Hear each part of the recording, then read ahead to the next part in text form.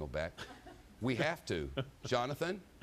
Yes, Shep, the extraordinary thing is as well, you're looking at him there, either he's wearing a pair of shorts or he's lost his pants as well, the guy who was on the back of that truck. I think we're just getting the picture back now. You're telling me he doesn't have any pants on, or is he wearing shorts? It's a hot day. He might be wearing shorts in a hot day in Atlanta, but he could also have lost his pants. He certainly lost his truck, or control of his truck anyway, to the guy who carjacked him there. You know what I'm concerned about? What happens if this guy takes a bad turn, or these tires, and this guy is in great danger.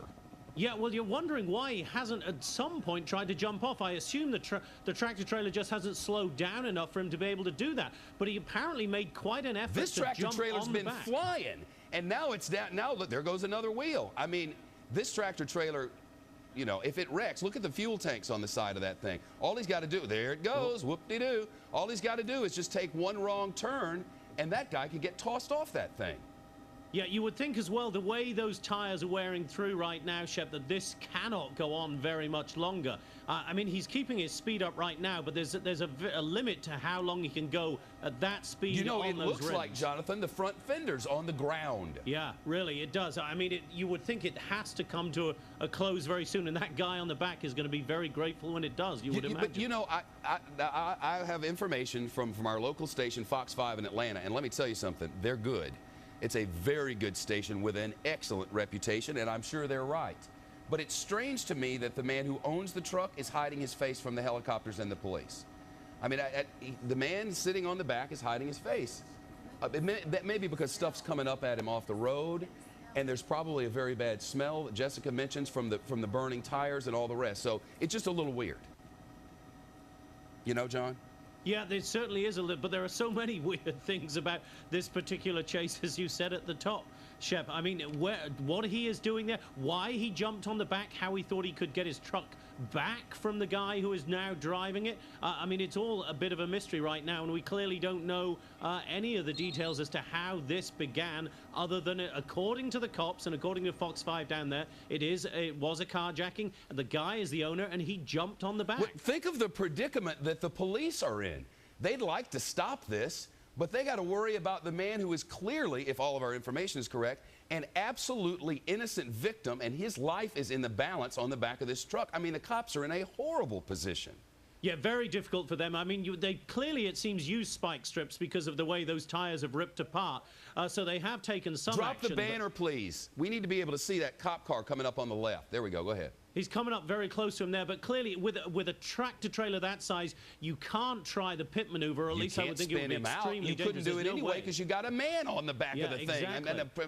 and apparently an innocent man. So let's listen to the chopper, John. Maintaining a distance, keeping their vehicles back to be safe as a precaution. We have once seen a police vehicle pull up alongside. This truck is falling apart. The cab, but they are being very cautious as they continue to pursue this vehicle southbound here on I-75. That's the chopper reporter for Fox 5 in Atlanta, WAGA, our station there. And, you know, we don't see it. They have so many weaving interstates in Atlanta, but you don't see a lot of these things. You know, it's not like Los Angeles where another day, another car chase. Atlanta's, that's not how it is.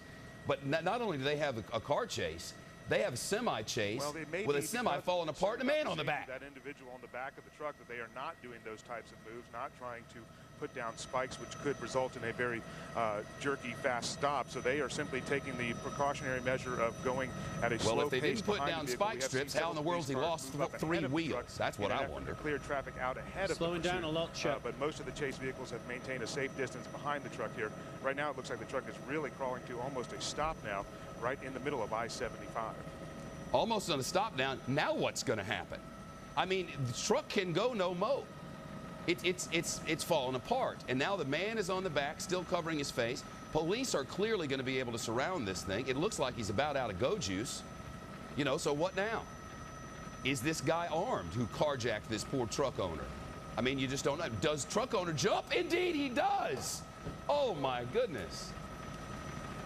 Good grief. Are you kidding me? Now what? Now the cops, I guess, can do whatever they want. It does indeed. Deidre, one thing we did not know is how much fuel was on board this vehicle at the time that this chase began. It is a possibility that the vehicle is running out of gas, or simply that all that mileage on those rims instead of tires has really just brought this vehicle to Well, I tell you, the judges in our studio have given him an 8.9 for that jump. That was on the Olympic scale. He got an 8.9 for the jump. And he did get up and walk away after he jumped off the truck, so hopefully he will be okay. But again, he looked okay. I mean, he walked off pretty good. That was an impressive jump and flop. I mean, they are still giving. I remember the Fosby flop. Was it Fosby? Fosberg flop. He was a pole vaulter. On the northbound side, there are still cars coming northbound, so they want to take every precaution to make sure that no one is in harm's way as this individual continues. Man, you wonder what this guy's going to be charged with, don't you? I mean, think of it. And look at what's leaving in the road there. Clearly, the tires, the wheels on this thing are tearing the road up. They're going to have to do major road repair, you would think. I mean, look at it. Now he is done. It appears this truck has just succumbed. It's like, I can't do it anymore. Sir, get out of me and give me back to the man who used to treat me properly. Of the possibility of shots fired probably led to them taking every single precaution Shots fired. See, I didn't know that. The vehicle has now come to a complete stop here on the interstate. And well, that changes things, doesn't it? Approach, you will see them continue to take that very cautious stance. See there? See the police coming up from behind? And prepared to encounter this vehicle and possibly the driver inside that they think could be armed. I hope this doesn't end horribly.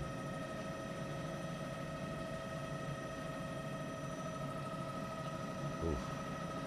Well, clearly, shots fired. There's the possibility of shots fired, according to the chopper reporter.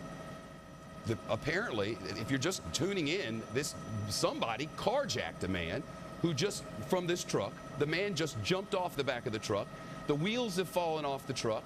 The truck has now just won't go anymore. It would appear that the police from two different agencies, different clothing. With their demands right now. Hello, knocking on the window. Please come out. We have lots of guns on you. Police helicopters. Now is the time to give it up. Patrol vehicle, helicopter, man, y'all just put stuff on the screen. Gets in the way. Now they're breaking the window. The man out of the car or out of the cab of the vehicle, and let's put it somewhere else. Not complied with those demands. Right now they are. Again, our thanks to Fox 5 in Atlanta. We've taken the courtesy to them down because we want you to be able to see this. But Fox 5 in Atlanta, big love. Thank you. This is something else. Man has carjacked truck with man in back. Now they're having to break the windows to get him out of the truck. 10 people with guns on you, and you make them break the windows. Are you kidding me? I can't wait to find out what this man is on. What drugs have taken him over? What demons have possessed him? And Deidre, you can see there 15 cops around him. Weapons drawn. Sir, it's over. Get out. We have other news. And if I knew everybody wants to see the end of this, and so do I, so we will. Luckily, we have 24 hours of the news day. But right after this, astounding developments in Washington. Arlen Specter has accused the right wing of the Republican Party of hijacking the party, saying, I cannot win in the state of Pennsylvania. Republicans are not winning across the nation because the right wing tried to, quote, purify the Republican Party. Now, here we go. We'll get to all that in a minute, but you don't want to miss it. And the swine flu is spreading like wildfire now. Hundreds of New York City school children. Hundreds of school children have it. And here this guy is. Well, you know, I have a lot of police officer friends who tell me that there's a strength that comes with certain drugs. And that guy just had a half dozen cops on his back, and they had a hard time bringing him down. Man alive. They were able to bring that man down on the ground. So I bet he has a very unhappy next few hours. Just a guess.